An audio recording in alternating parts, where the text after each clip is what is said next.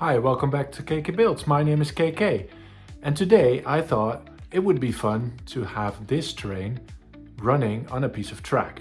We finished this train on a stream last week and I can't wait to see how it does.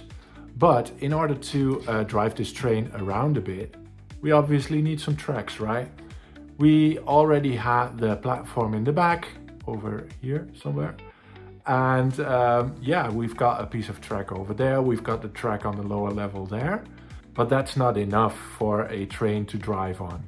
So let's extend the track. And as I showed you in the beginning of this video with the little clip with the train falling off the platform, we need some ramps.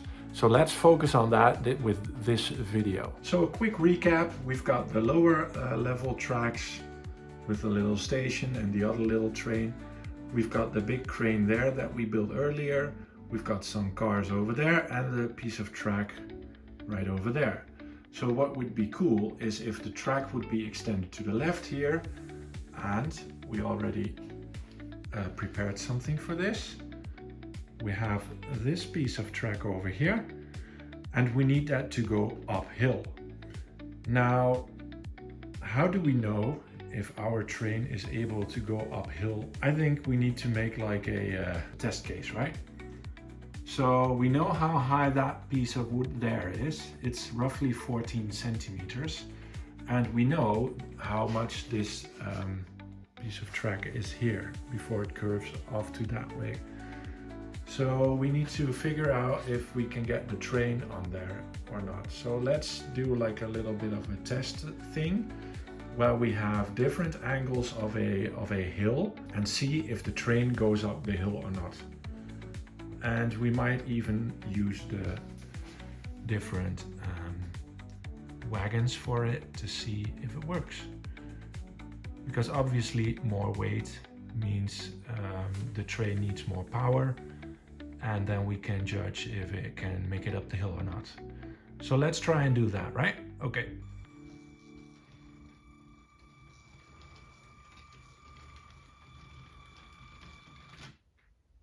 So here's our little train. This is set number 60052. It's from 2014, if I'm correct. So it's well over 11 years old. And I got this from a Lego haul, I think a few months back. And I finally got around to washing all the brakes, sorting all that stuff, see if it's complete and rebuilding it. Well, we also did the sticker thing with the stickers from a third party to replace them where they were dirty. As you can see on this wagon, I still need to put some stickers on. The ones on the cable spools are not correct yet, but I did the locomotive and it looks really cool with the new stickers, so that's nice. Now let's make a little bit of an angle and see if the train goes up there, right? Let's go.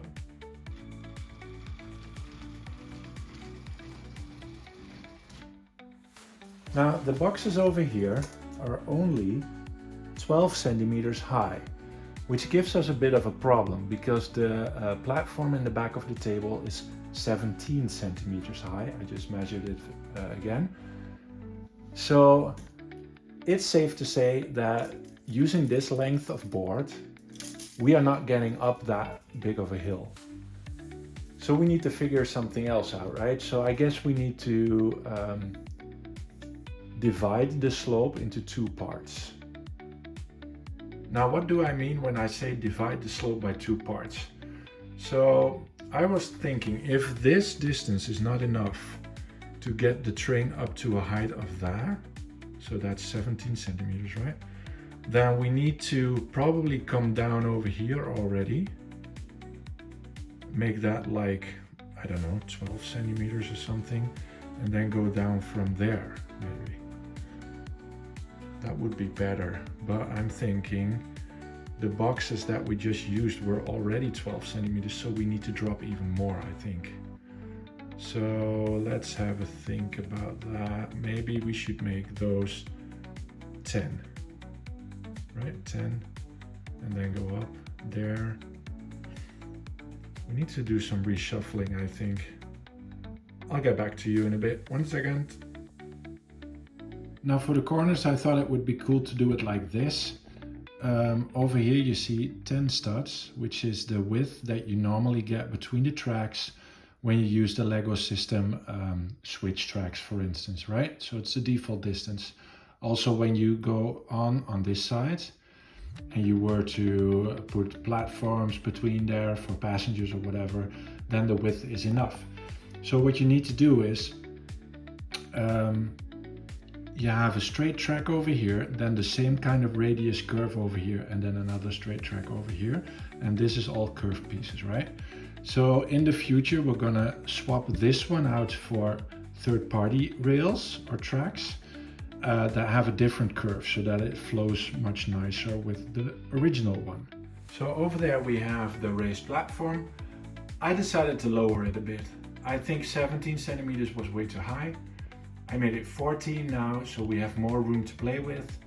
And then on the left, the second platform that you just saw in the earlier clip is only 8 centimeters high, so we need to go from 14 to 8, and then from 8 down. So the slope will be much less steep. Let's see if we fit in the rest of the wood, how it looks.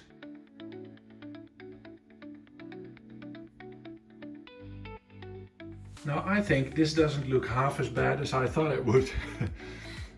I'm by no means a woodworker, obviously. I only build Lego. But yeah, we managed to make the slope a lot longer. From all the way over there to all the way over here. And we made the platform less high. So all in all, the train should be able to go up here with relative ease, I think. So let's put some tracks on there and see if we manage just that. I can't wait. Okay guys, so what do you think about this? I think it's pretty cool. Sorry about this mess, I will clean that up later. We've got the whole track, the two slopes, the curves in there. We've got this angled in a bit, this track. Obviously the modulars are gonna go somewhere else. But this will give us an idea on how we want to do this part later, because we want to make a harbor, right? With the boats on the front here. So that's why the track needs to curve in a bit and maybe even curve back that way and then off to that distance. But we'll see about that later. Let's give it a test drive, shall we? Let's see if it makes it up there. I have a good feeling that it will. Can we just appreciate how cool this train is, by the way? I think it looks awesome. It's one of the cooler Lego trains I have and that Lego has ever done, I think. Apart from the Maersk train, this is probably my favorite. And the Maersk train I don't have. So I guess this is the favorite one that I have right now. At least in driving condition. I think the Crocodile and the Orient Express are awesome as well, but I don't have them motorized, so we'll have to figure that out as well and see if they make it up the slope, because they are much heavier than this one is, I guess. So let's see if it works, shall we?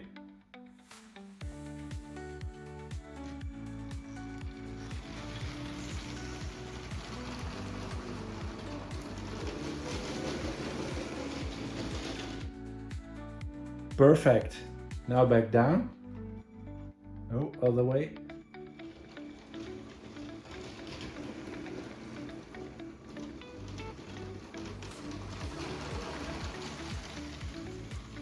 Nice and controlled. Very cool.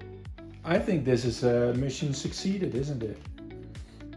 Now, there's a lot of things that we still need to do in this corner, I guess.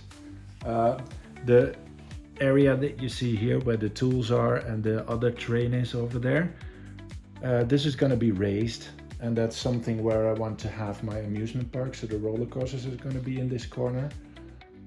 Yeah, there's going to be a lot of work that needs to be done here. Also, I really think about how we are going to landscape all of that, right? So do we need to do ballasting and all that sort of thing? Let me know in the comments what you think. Obviously the wood on the end there where behind the station, we need to cut that into the form of the tracks.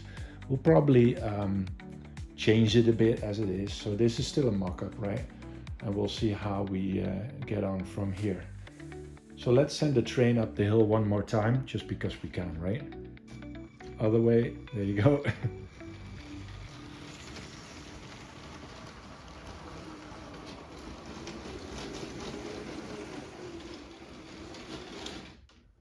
Man, that's the furthest the train has run in my city in a very long time. I'm very happy about this. Very cool.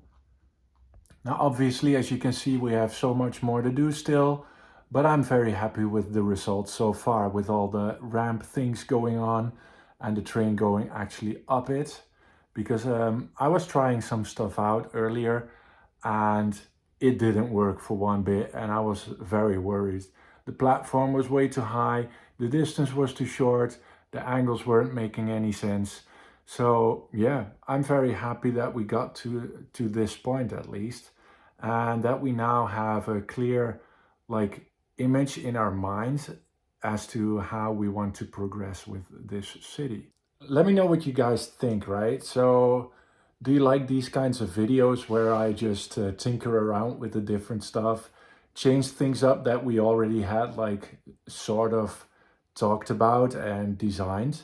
At least I appreciate your input a lot when I'm doing this, because it helps with the decision-making process, right?